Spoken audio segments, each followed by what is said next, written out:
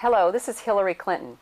I want to thank you for letting me speak with you about an issue that is central to our children's future and critical in our fight to restore this nation's economy, solving our nation's health care crisis. The message is simple. It's time to bring about fundamental change, control our nation's soaring health care costs, and provide security for American families again. Since we first came to Washington, I've been chairing the President's Task Force on Health Care, and every day I have been lucky to hear from people all over the country. But I think the person who best summed up the situation we face was a doctor I met recently at St. Agnes Hospital in Philadelphia. He said to me, "You know the old saying, if it ain't broke, don't fix it? Well, Mrs. Clinton, the system's broke and it's time to fix it." Since January, people from all over the government and experts from around the country have been working round the clock to come up with a comprehensive health care reform package. We've met with groups from all over the country representing different perspectives on health care, from nurses to hospital administrators, from doctors to business people. We have reached out in an effort to get the best advice we can. The President also asked people to write and tell us their concerns and opinions about health care, and the response has just been incredible. Let me read you part of a letter from a woman in Warren, Michigan.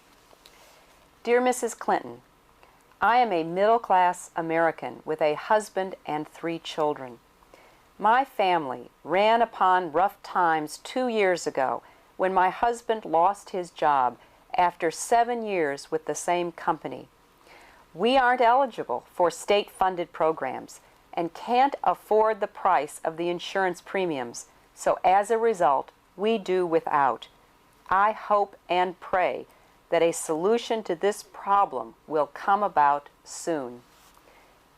As we develop our plan, we're thinking about that woman from Michigan and the points of view of every American and every group involved in making health care reform work. The small business person who wants to cover his employees but struggles with premiums that rise at 30% each year.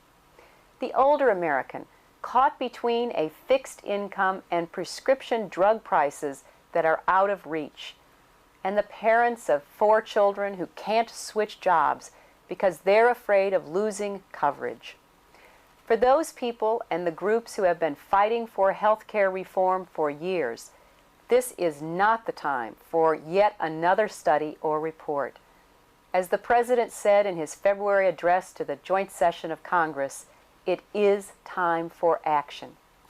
But let me say up front, we are going to preserve American medical care at its best, the superior technology our doctors need, and the flexibility that our people demand.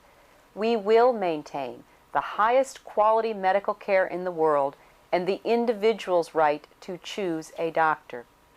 But there's also a lot you won't see in a new system. You won't see the patchwork of forms that frustrate patients and make doctors spend more time with paper than with people. You won't see prescription drugs that cost 3 times more than they cost in other countries. You won't see the phrase, quote, pre-existing condition, unquote, on any insurance form again. And you won't hear of people who lose their jobs and can't find coverage for themselves and their children. These kinds of fundamental changes won't be easy.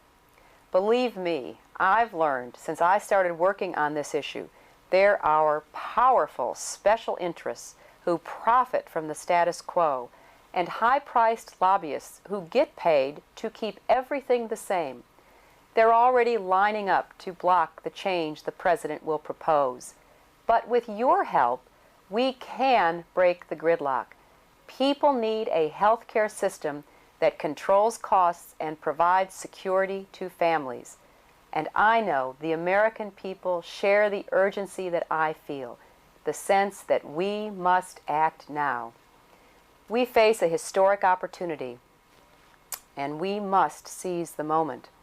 I ask you to join me and the President in working for fundamental change in America's health care system, to lead this nation toward quality, affordable health care for all Americans. Thank you so very much.